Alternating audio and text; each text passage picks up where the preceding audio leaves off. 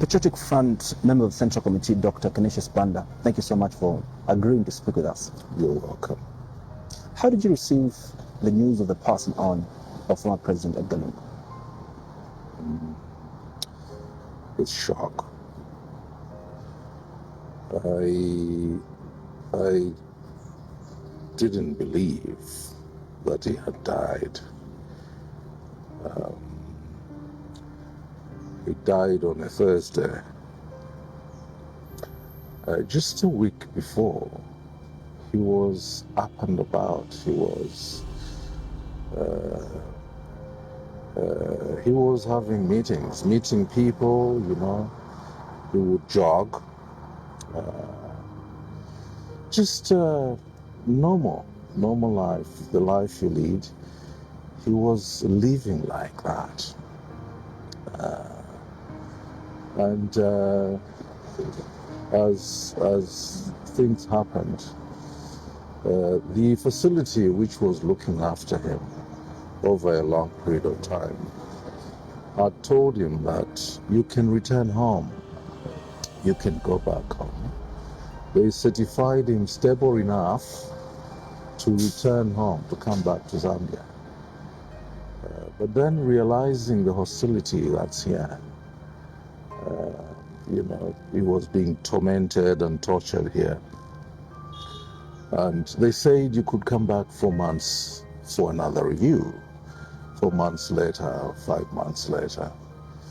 But then he thought, well, if I go back, will I be allowed to come back? So here I have a measure of freedom and peace. It's better I sit it out here and wait for my next review.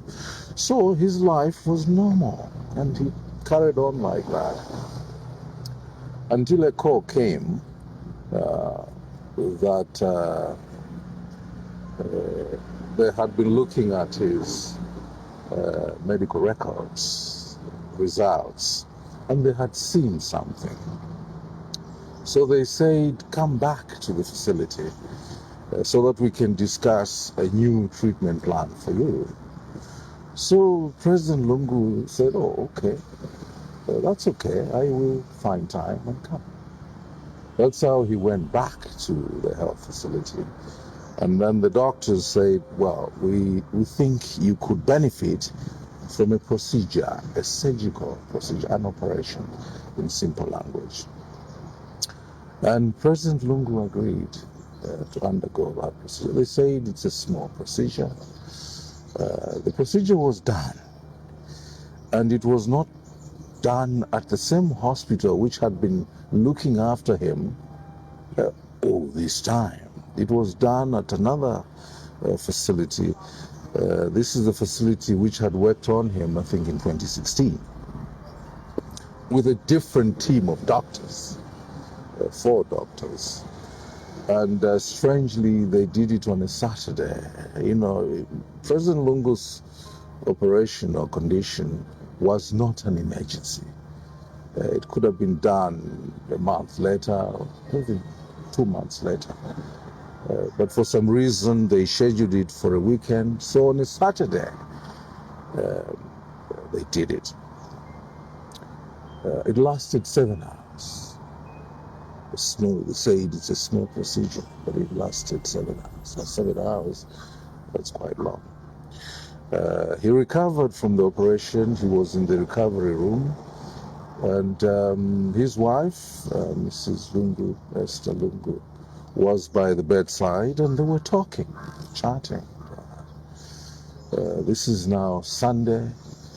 And then as we are heading towards Monday, the doctors came back to inform Mrs. Lungu that they had found germs in his lungs, new germs which President Lungu did not come with from home, germs which came from the health facility.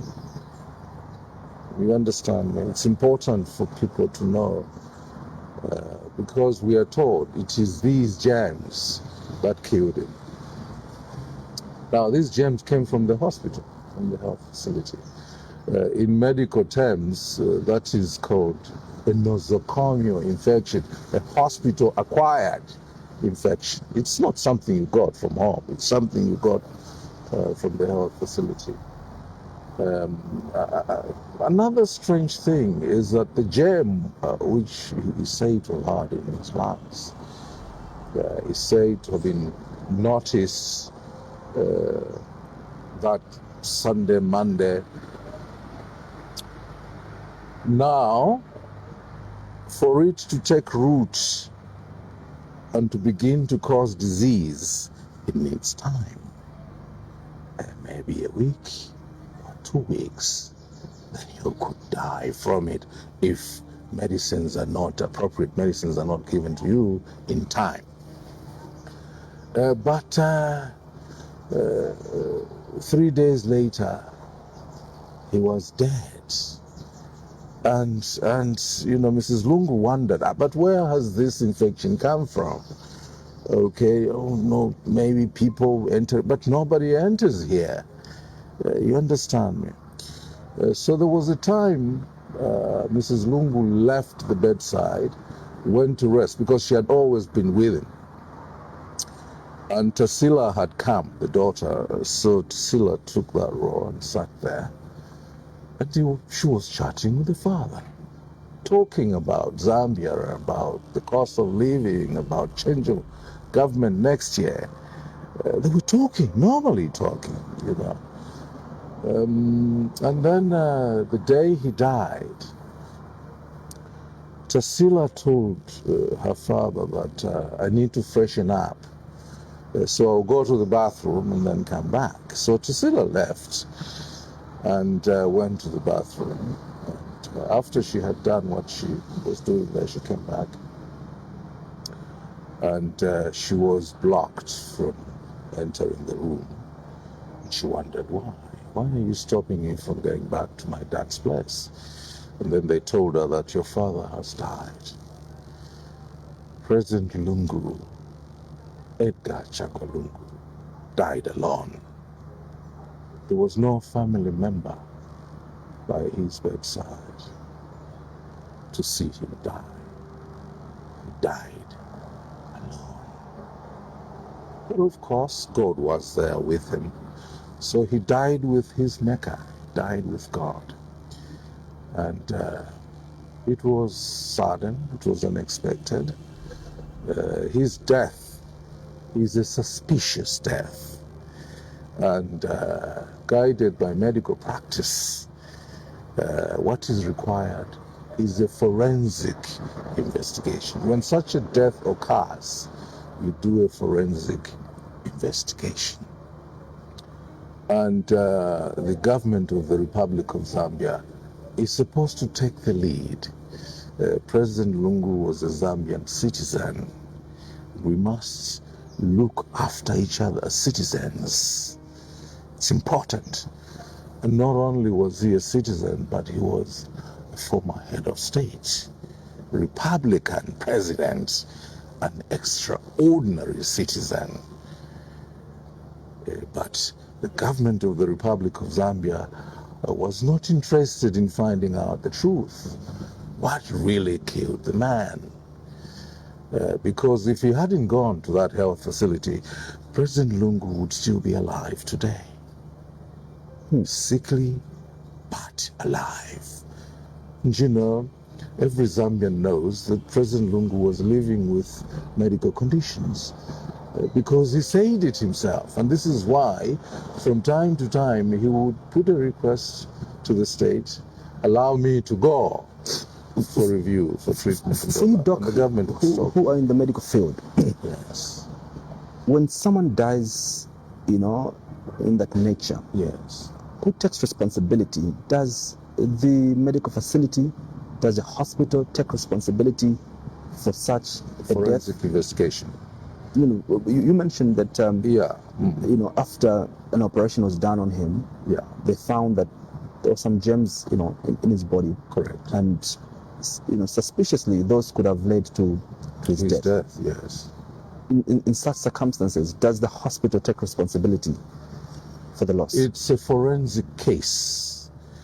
So you need to conduct a criminal investigation. This person, if this person hadn't come to this hospital, this person would still be alive today. So how is it that he died here in hospital and from an infection which he didn't have before he came? He got it from here. Yeah, so the government should take the lead, have an autopsy, which is a post-mortem, conducted. But then, you see, there are many other things that are involved in the forensic investigation. You want to review the CCTV, who entered and who got out, what was given, and things like that. You want to also look at his medical team. Okay? These people, the new doctors, where did they come from? Who owns this facility? For example, the facility which operated on him, we are informed that some Zambians here are shareholders in that facility, in that hospital. Zambians opposed to ECL. Are you with me? Andy? Andrew? Yeah. Now, can you imagine you are in a health facility owned by your enemy, and you die when you shouldn't die? You understand me? So, we need the truth. It's unfortunate that the government responded rather prematurely. I saw a statement that President Lungu was not poisoned. But how do you know that he wasn't poisoned if you have not taken the steps to find out the truth? You have not conducted the forensic investigation. So what shocks, the death shocks me and everyone, but what shocks us to this day, again, is the UPND, the UPND's interest in having his body. They're more interested in the body more than they were interested in him alive. From what you're gathering, who owns that hospital? Who's got the shareholder? Well, those are things that we can get into details later, but put it on record that some Zambians are shareholders in that health facility, which operated upon him. So to get things clear from you, senior member of the Central Committee of the Patriotic Fund, President Edgar Lungu didn't die during a surgery. No. He died after the surgery was done. And these doctors, the 4 doctors that worked on him, were a fresh team, a new team of doctors, not the others that had been managing him earlier.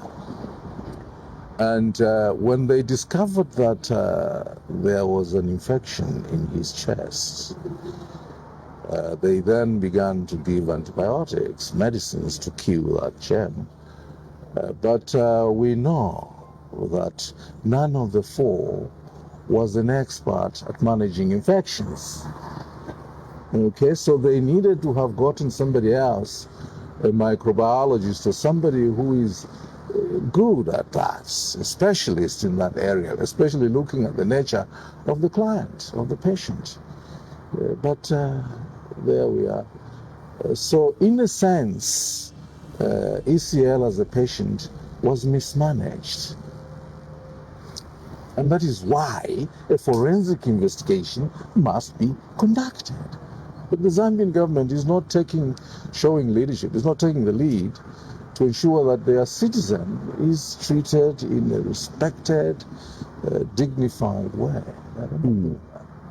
Do you see some form of trust issues between the family and government, especially when it comes to well, I don't know what you mean. Who does? Yeah. What I mean, the Lungu family wanted, from what we're getting, wanted a post-mortem to be done from South Africa. Yeah. There are rumors also here that helps let the post-mortem be done, from back here. Do you see some form of, could we trust, maybe let me put it this way, can we trust our government to be the ones to be able to do No, proper no, job? our government cannot be trusted. Why not? Our government should not be trusted.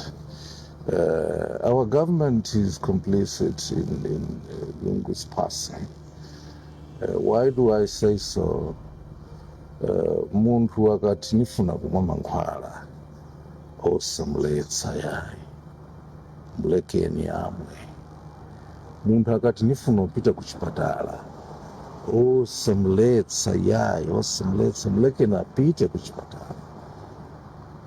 Tsono ngati mumuletsa wafa wapha munthu ndani?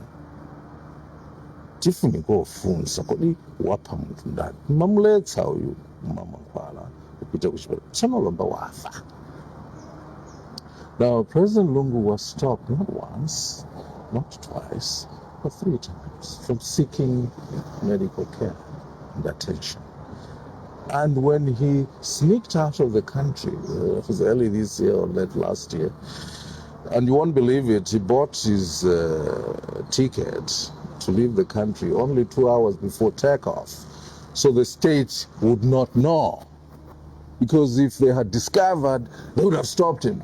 You perhaps are aware that some of the workers at the Kenneth Kaunda International Airport were reprimanded for allowing him exit. I hear one of them was even dismissed.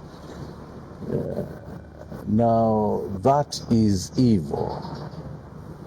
That is cruel. That, Andrew, is diabolical. It is not democracy, it is not leadership, it is not governance. We are Zambians, Andrew. Nearly 20 million of us, diverse, many ethnicities. Let us love one another. Let us be united. We have this prime asset called Zambia. And our key resource is the people, the human resource. Let us love one another, Andy. I'm giving you reasons why the government of Zambia should not be trusted. As a matter of fact, this government should not be allowed to continue they must be told, hey, look, vengeance is mine, says the Lord. You cannot say, because I was harassed, I was tortured, I slept on the floor, I was put in a room with fecal matter, so I should also revenge. Then the favor of God will leave you, it departs. Let us be obedient to God, love one another, and choipa osabwezera choipa tizifunirana mafuno yabwino. It's not happening. How complicated was President Edgar Lungu's medical condition? I ask this because for the past, from 2022 when he wanted to leave the country into South Africa, according to what we're getting from you, the Patriotic Front, is that he was stopped by the government. Yes. Doesn't and this because then, of being stopped, his condition continued to worsen. And the doctors there, when he finally went back, they told him, Edward. Doesn't this expose the status of our health facilities as a country that we could fail to attend to this condition that the former head of state had? We don't have specialists that could have attended to President Lungu from within the country. Yeah, when he was Republican president, the health facility which operated on him is the health facility which that helped him that time. So there had been that relationship between him and the health facility. But talking about our own country, capacity continues to be built. When it comes to medical practice, the referrals are normal. And sometimes it's personal. You want a particular health facility to look after you. But capacity is there in this country to look after its people. It's just that we are mismanaging even the existing capacity. So we need to manage the capacity we have, but also build more capacity to be able to. But there is no country in the world that can do everything. That must be taken note of.